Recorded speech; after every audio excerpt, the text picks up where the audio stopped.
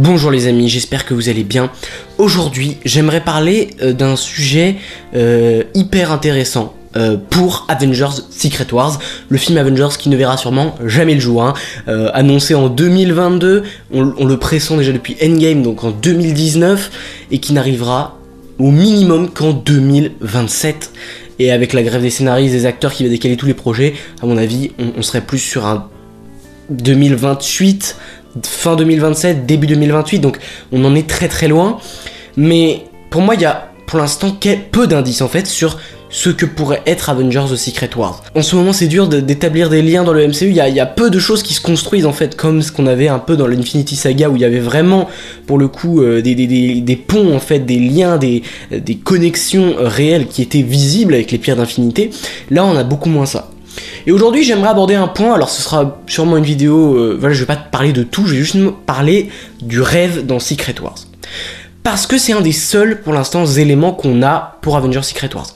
Bon, les autres éléments, on les a abordés à de nombreuses reprises. Les incursions, présentées dans Doctor Strange du Multiverse of Madness, qui devrait avoir une place également dans The Marvel sûrement, ou peut-être dans Deadpool 3, et un peu plus par la suite. C'est évident que ça arrivera dans Secret Wars, ou dans The Kang Dynasty, puisque c'est un peu les deux films qui n'en font qu'un. Les incursions, c'est quand tout simplement deux réalités rentrent en collision et ça détruit forcément les deux réalités, sauf comme on l'explique dans les comics, notamment The New Avengers, donc les Illuminati, sauf si on parvient à détruire l'autre réalité avant qu'elle rentre en collision, et dans ce cas là en fait une seule des deux peut survivre, c'est soit une des deux survit, soit les deux meurent. Bref, j'ai expliqué ce concept à de très nombreuses reprises, donc ça c'est un des éléments qu'on a, et l'autre élément qu'on a, c'est les variants. Les variants, c'est hyper intéressant. Alors, c'est un peu débile tout ce qu'on voit là, parce qu'en fait, on le voit par exemple dans No Way Home, c'est 3 Spider-Man qui ont des têtes différentes, ce sont des variants, trois versions, hein, c'est ça des variants, des versions du multivers d'un même personnage, d'une même personne. Donc ce qui est étrange, c'est que dans Spider-Man No Way Home, on voit 3 tout simplement Spider-Man qui ne se ressemblent pas physiquement, qui sont différents et d'âge différents. Dans Doctor Strange in the Multiverse of Madness, c'est 3 Stephen Strange, il y en a même 4 en fait dans le film, avec celui qui est mort dans la Terre 838, eh bien, ils sont tous avec la même apparence physique, celle de l'acteur Benedict Cumberbatch. 3 variants de la même apparence, presque, avec la pilosité qui change et tout, mais de Stephen Strange, 4 variants même. On a également dans la série Loki, où les variants sont carrément parfois un autre sexe avec Sylvie, un alligator, un enfant, un homme d'une ethnie différente, je ne sais plus exactement, mais que des personnages à peu près totalement différents, sauf un Loki un peu suprême et tout. Voilà, vous avez à peu près ce qu'on voit. Et dans Ant-Man et la guêpe Quantumania, c'est que le même personnage, exactement sans aucun changement, près du noyau où les probabilités multiverselles rentrent en jeu, où les versions se mettent à s'activer. Eh bien, ils ont tous la même apparence avec le même costume, sauf un qui est un peu un running gag, enfin bref. Mais je me dis, bizarre, tu vois. On nous explique donc dans un film Secret Wars où les variants seront proéminents, et on va y venir aux comics, on nous explique que des choses qui sont contradictoires. Qu'est-ce que c'est les variants? Est-ce que c'est... Alors je sais qu'il y a des infinités de possibilités, mais là dans les 4 projets où on voit des variants, ce sont 4 types de variants différents, et c'est ça qui va venir me poser problème. Par exemple Kang, on le voit dans la scène, d'ailleurs c'est une scène un peu intéressante c'est là où on a le plus de variants du même personnage réunis dans la même scène, dans la scène post-crédit d'Ant-Man et la guêpe Quantumania. Ils ont à peu près tous l'apparence de Jonathan Majors. Il y en a quelques-uns qui changent d'apparence. Il me semble qu'il n'y a pas d'autres... Tu vois, là où Loki a un crocodile Loki, là on n'avait pas d'animaux dans ce qu'on voyait. Alors il y en avait une quantité astronomique, donc il peut y avoir de tout, tu vois. Mais le fait que par exemple dans Doctor Strange in the Multiverse of Madness, je vais y arriver, eh bien tous les variants aient la même apparence, c'est quand même entre guillemets une coïncidence bizarre. C'est dans tous les univers où il va, l'apparence de Doctor Strange est la même, enfin hormis la pilosité, mais ça ne change pas l'apparence physique, là où dans Spider-Man No Way Home, ce sont des variants différents. Donc là, il va falloir poser les bases, j'espère que Deadpool 3 le fera, de poser les réelles bases du concept de variant, parce que ce sera l'un des 2-3 points clés d'Avengers The Secret Wars. Mais c'est pas du tout ça qui va nous intéresser aujourd'hui. Ce qui va nous intéresser, c'est plus ce penchant qu'on nous explique dans Doctor Strange The Multiverse of Madness, que j'ai trouvé hyper intéressant et pas du tout exploité par les autres créateurs de contenu Marvel ou sur Twitter et tout. Je me dis, en fait, c'est l'une des seules pistes qu'on nous donne pour Secret Wars et personne ne l'a abordé, donc au final j'ai dit je vais me faire une vidéo sur ça. Donc en fait, pour parler plus franchement, dans Doctor Strange in the Multiverse of Madness, le personnage... Ah oui, parce qu'il y a également le personnage de America Chavez qui peut changer de dimension. C'est un des seuls personnages finalement liés au multivers réellement, qui peut donc potentiellement participer au combat de Secret Wars en allant chercher dans diverses dimensions des personnages, ou même de The Kang Dynasty, je n'en sais rien. C'est difficile à savoir puisque le film sort dans quoi, 5 ans. C'est absolument impossible à entreprendre d'essayer de comprendre ce qui va se passer, mais America Chavez pourra participer, je n'en sais rien. Mais ce qu'on nous dit, pour revenir au sujet, on rêve de ce qui se passe dans une autre dimension. Et c'est ce point-là qui va être hyper intéressant. J'ai jamais fouillé ce point-là et je trouve ça quand même évident. C'est évident si on nous introduit ça, c'est que ça va servir. Ça peut paraître anecdotique. Par exemple, dans le film, le début, c'est un rêve en fait de Stephen Strange qui se réveille et qui a vu ce qui se passait dans une autre dimension. D'ailleurs, c'était vraiment entre les dimensions puisque c'était là où il y avait le livre du Vishanti. Mais là, ce qui me pose problème, c'est revenons à la genèse de Secret Wars. Il y a 2 événements Secret Wars dans les comics qui sont majeurs.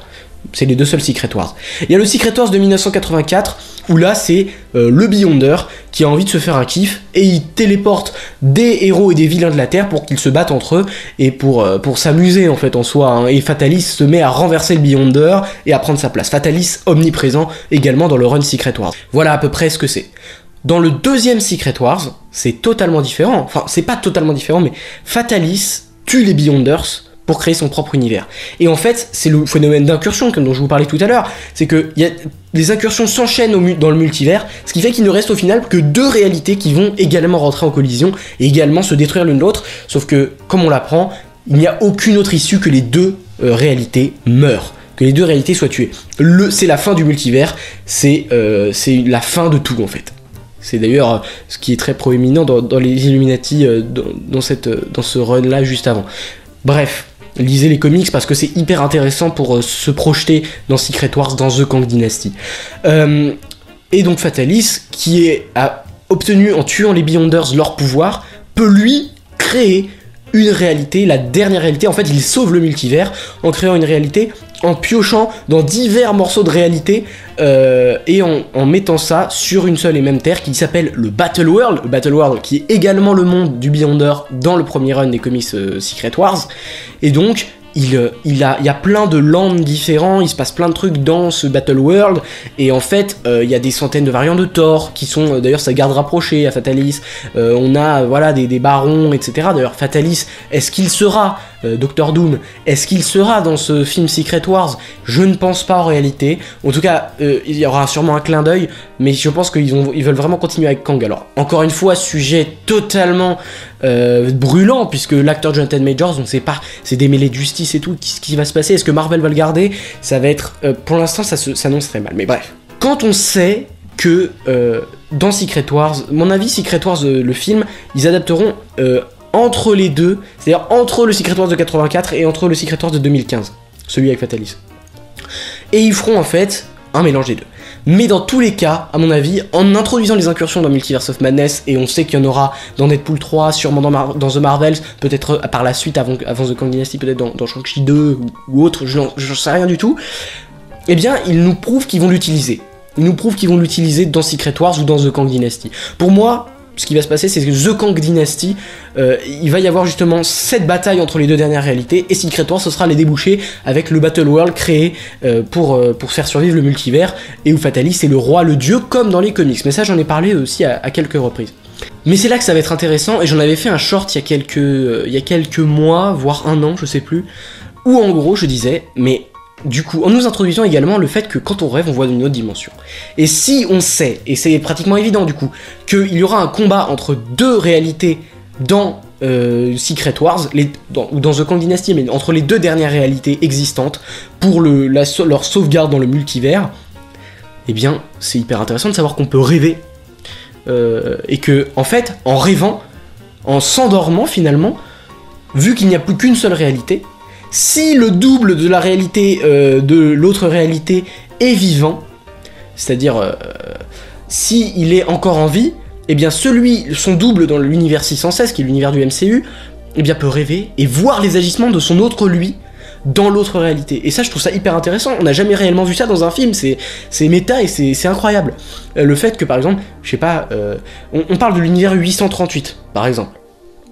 Qui sera sûrement... Parce que dans les comics, c'est le 1616, celui avec Miles Morales et un autre Mister Fantastique, enfin bref, contre le 616. Le 1610, pardon, contre le 616. Là, à mon avis, ce sera le 838, introduit dans Dr. Strange The Multiverse of Madness, et qu'on verra également dans Deadpool 3. À mon avis, c'est évident que ce sera les deux dernières réalités.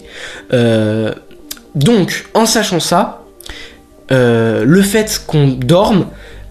mais c'est absolument insolite, hein, c'est étrange, mais c'est hyper intéressant. Le fait de s'endormir, par exemple je sais pas, pour Wanda, si elle est encore vivante dans la Terre 616, elle verra son double du 1610, enfin du coup du 838, pour essayer d'avoir un coup d'avance. Mordo par exemple. Mordo, pourquoi pas aller chercher le Mordo de la Terre 616, de le faire s'endormir, un peu à la Inception, et qui voit un peu ce que fait le Mordo de l'autre réalité, pour voir comment s'organisent les différents héros de cette Terre-là.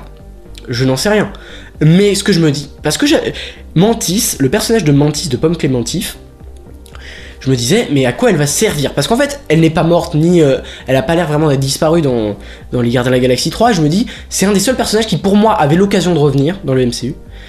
Et pourquoi on aurait envie de la rechercher? C'est ce que je disais. En gros, Mantis, à quoi elle servira aux Avengers? Pourquoi ils auraient besoin d'elle? C'est pas un atout de force. Et je me dis, bah oui, Mantis, elle peut faire s'endormir les gens facilement. Mais ma théorie est totalement insolite, totalement déconnectée du monde réel. Mais je me dis, ça peut être hyper intéressant. Voilà cette petite théorie sur Avengers Secret Wars. Comme je me dis qu'on n'a pas grand chose à se mettre sous la dent en ce moment, j'espère que ça vous aura fait plaisir de parler un peu de Secret Wars. Parce que autant en parler en attendant qu'il sorte dans des années pour patienter. Et puis moi, n'hésitez pas à vous abonner, à liker si la vidéo vous a plu. Et n'oubliez jamais, subscribers, rassemblement.